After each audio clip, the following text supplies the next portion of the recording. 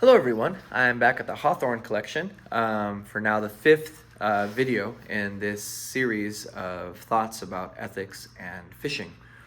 In the very first post, it wasn't even a video, I pretty much just established that my understanding of ethics is a particular approach to moral philosophy that is concerned with human flourishing, with happiness, with questions about the good life. After that, I tried to make it clear that my interest in fishing is not just generic or general, but it's really interested in a particular type of fishing that we might call recreational, we might call sports fishing, we might call catch and release fishing, and it's also defined by its region and its methods, in particular within here in the Pacific Northwest, and the methods of fly fishing using single and double-handed rods with swung and grease-lined presentations. I tried to also outline some preliminary but distinctive moral harms or risks, along with some of the distinctive moral rewards that are present within this sport. And then in the last video, I also shared some passages from Roderick Haig-Brown from his 1938 The Western Angler, in a chapter on limits and ethics, where he talks about the fact that the ethical angler has to not only obey the law, but also has to accept further restraints upon their activity in full knowledge of what they're doing, both their reasons, their motivations, all of those things. Also, full mastery of their abilities as anglers in that context. And then also his, in the second passage, notes that to be an angler is essentially to fish for pleasure, for sport. There are more effective ways to catch fish and here I think he's speaking very broadly about numerous methods, which would include bait fishing and lure fishing. And then finally he refers to another text that gives a sense of the wonderfully difficult fish to catch. And it adds to this sense that at the heart of angling is a desire to for things not to always be so easy. And so I left those three passages in the past, in the 1930s, and said that today I would speculate a bit about what these paragraphs from Haig-Brown, what impact they have on our thoughts about ethics and fishing today and 2025. And so I'd like to capture what Haig-Brown said in basically two words that mean almost the same thing, but I think have a slight distinction to them. So I think in the early parts, he's talking about restraint or self-control, temperance. These are classic moral virtues. Their entire traditions really built around them, Stoicism probably being the most famous one. And I think the virtue of self-control, of self-restraint, is a fairly timeless one, and it applies in every situation, and it absolutely applies to fishing. Its limitation may be that it's just too broad. One could say, well, restraint is useful in basically almost every human activity. What's distinctive about it with respect to fishing? Well, in that case, I think Haig-Brown in his second and definitely by the third selected quote really talks a bit more about the practice of self-control or restraint through the acceptance of external constraints. These constraints could be within one's environment, but also within one's tackle, within one's method. I see these even in like the ability to tie a fly sparsely, sparseness as an aesthetic quality in a fly, that also requires a certain, I would argue, moral quality of a type of restraint. And then the constraints that emerge from that. I suppose here I'm almost saying that sparsely tied, reasonably small flies have a certain almost moral and aesthetic significance when compared to the intruder. I don't know if I can defend that position, but I think there's something to it. In the realm of casting, and especially double-handed rods using the spay casting, the cast with the fewest movements, the single spay, in a way that has the least amount of effort, is another form of the acceptance of constraints as an expression of a type of restraint.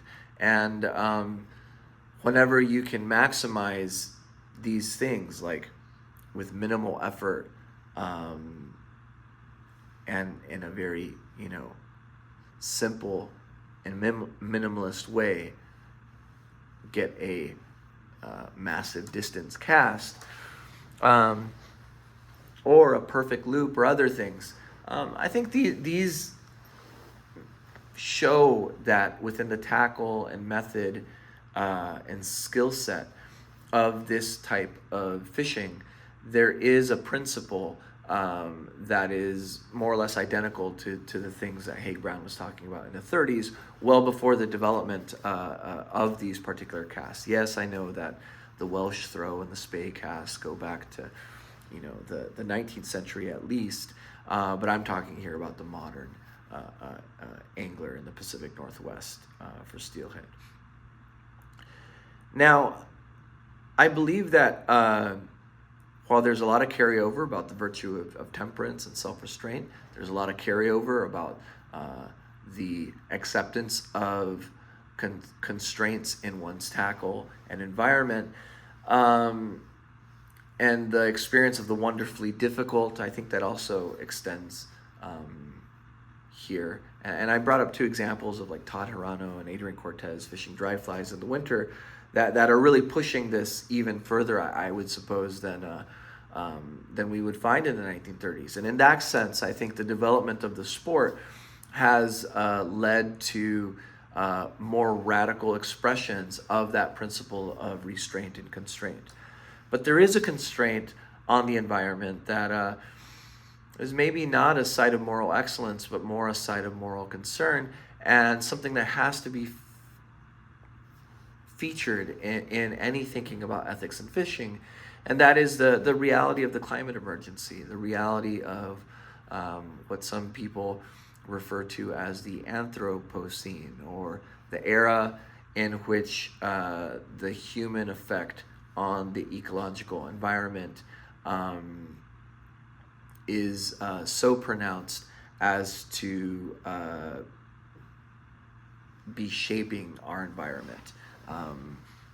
We could think about this in angling through the effects of hatcheries, the effects of fish populations, the distinctions between wild populations and native populations, and invasive populations and hatchery populations. There's no natural discussion anymore really about these things. There's a certain complexity that's introduced by human intervention, and we all know that wild steelhead populations are in decline,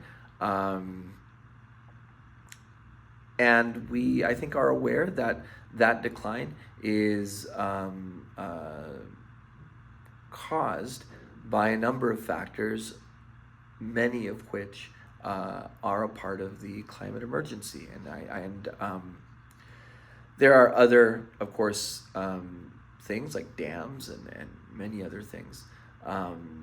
But that level of constraint that we live in today, while not foreign to the 1930s,